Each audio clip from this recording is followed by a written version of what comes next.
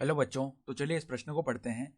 ओ ए सदिश, O B सदिश तथा ओ सी सदिश के स्थिति सदिश 1 2 3 3 तथा 2 1 हैं, जहां ओ सदिश का मूल बिंदु है। सिद्ध कीजिए कि ओ ए बी सी एक समांतर चतुर्भुज है। तो यहाँ पर देखो, हमारे पास में स्थिति सदिश दिए हुए हैं, ओ ए सदिश, ओ बी सदिश, ओ सी सदिश, इस प्रकार से। ठीक है, तो देखो यहाँ पर हम प्रश्न में आगे बढ़ने से पहले इस प्रश्न से संबंधित जो मुख्य उदाहरण है उसकी हम चर्चा कर लेते हैं। हमें सिद्ध करके दिखाना है कि ओ ए बी सी जो है वो एक समांतर चतुर्भुज है। तो देखो मुख्य अवधारणा देखो क्या हो जाएगी। जब भी ऐसा लिखा होता है पी क्यू सदिश, तो उसका अर्थ क्या है, क्यू का स्थिति सदिश, अर्थात बिंदु क्यू का स्थिति सदिश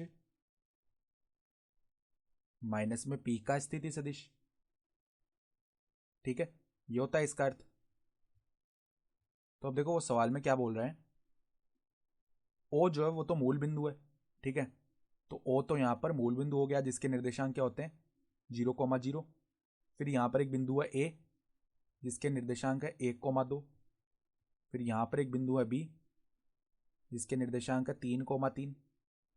और यहाँ पर एक बिंदु मान लेते हैं हम सी, जिसके निर्देशांक क्या है 2,1 है। ठीक है, तो इस प्रकार ये जो चतुर्भुज बन रहा है, इसको हमें सिद्ध करके दिखाना है कि एक समांतर चतुर्भुज है। जो ओ ए बी सी बन रहा है, ये हमें सिद्ध करना है कि एक समांतर चतुर्भुज होगा। ठीक है, तो देखो यहाँ से ओ ए सदिश और ओ बी सदिश, ओ सी सदिश स्थिति सदिश है, ये जो बिंदु ए बी सी हैं इनके। ठीक है, तो यहाँ पर देखो इस प्रकार से सदिश है ये। तो देखो, यदि ये एक समांतर चतुर्भुज है, तो समांतर चतुर्भुज में क्या होता है कि आमने सामने की भुजाएं जो है वो समांतर होती हैं और आमने सामने की भुजाएं बराबर भी होती हैं। तो जो ओ ए सदिश है वो किसके बराबर आना चाहिए, सी बी सदिश के। ठीक है, और यहाँ से जो ए बी सदिश है वो किसके बराबर आना चाहिए, ओ सी सदिश के। तो देखो सिद्ध करना है समांतर चतुर्भुज के लिए क्या सिद्ध करना है कि जो ओ ए सदिश है वो किसके बराबर आना चाहिए, सी बी सदिश के।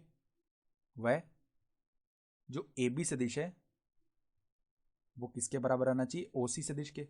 यदि ये हम सिद्ध कर दें तो ये सिद्ध हो जाएगा कि ओ ए बी सी एक समांतर चतुर्भुज है। तो पहले तो हम ओ ए सदिश लिख लेते हैं। तो ओ ए सदिश लिखेंगे, तो देखो जब पी क्यू सदिश लिखते हैं तो उसका मतलब क्या होता है, क्यू का स्थिति सदिश माइनस पी का स्थिति सदिश। तो इसी प्रकार ओ ए लिख रहे हैं हम, ओ ए सदिश, तो कैसे लिखेंगे, ये हो जाएगा आई कैप प्लस में 2 j कैप। ठीक है, और माइनस में 0 i कैप प्लस में 0 j कैप मूल बिंदु के लिए। ठीक है, तो ये क्या बन गया, आई कैप प्लस में 2 j कैप। तो ये तो आ गया ओ ए सदिश का मान। ठीक है, अब इसी प्रकार हम सी बी सदिश लिखते हैं। तो सी बी सदिश बराबर में देखो बी का स्थिति सदिश है 3 i कैप प्लस में 3 j कैप, माइनस में सी का स्थिति सदिश है 2 i कैप प्लस में j कैप, ये बनेगा। तो इसका मान कितना आ गया हमारे पास में, आई कैप और 3 j cap minus j cap कितना हो जाएगा, प्लस का 2 j कैप। ठीक है, तो ये सी बी सदिश का मान आ गया। अब इसी प्रकार हम ए बी सदिश निकालते हैं। तो ए बी सदिश क्या आएगा, बिंदु बी का स्थिति सदिश माइनस बिंदु ए का स्थिति सदिश। तो क्या बनेगा, 3 i कैप प्लस में 3 j कैप माइनस में ए का स्थिति सदिश है आई कैप प्लस में 2 j कैप। तो इसका मान क्या आ जाएगा, देखो ए बी सदिश का मान बराबर में क्या बन रहा है, ये हो जाएगा 2 i कैप प्लस में j कैप। अब इसी प्रकार हम ओ सी सदिश का मान लिखते हैं। तो ओ सी सदिश बराबर में देखो सी का जो स्थिति सदिश है वो क्या है, 2 i कैप प्लस में j कैप, और माइनस में मूल बिंदु के लिए 0 i कैप प्लस में 0 j कैप। तो ये क्या बन गया, ओ सी सदिश का जो मान है वो आ जाएगा 2 i कैप प्लस में j कैप। तो स्पष्ट रूप से हम देख पा रहे हैं, देखो स्पष्टतः हम क्या देख सकते हैं कि जो ओ ए सदिश है वो सी बी सदिश के बराबर आ रहा है। ओ ए सदिश बराबर सी बी सदिश, और ये किसके बराबर आ रहा है, ये जो दोनों मान है ये बराबर आ रहे हैं आई कैप प्लस 2 j कैप के।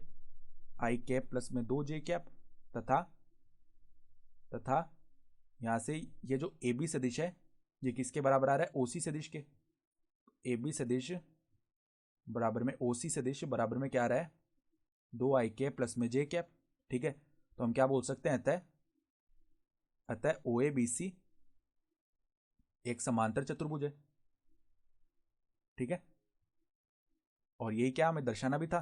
ठीक है, तो हम लिख सकते हैं ओ ए बी सी एक समांतर चतुर्भुज है। तो इस प्रकार हमने सिद्ध कर दिया। तो हम लिख सकते हैं कि इति सिद्धम, अर्थात दी गई उदाहरणा के आधार पर हमने सिद्ध करके दिखा दिया। तो आशा करता हूं कि आपको ये प्रश्न समझ में आया होगा। धन्यवाद।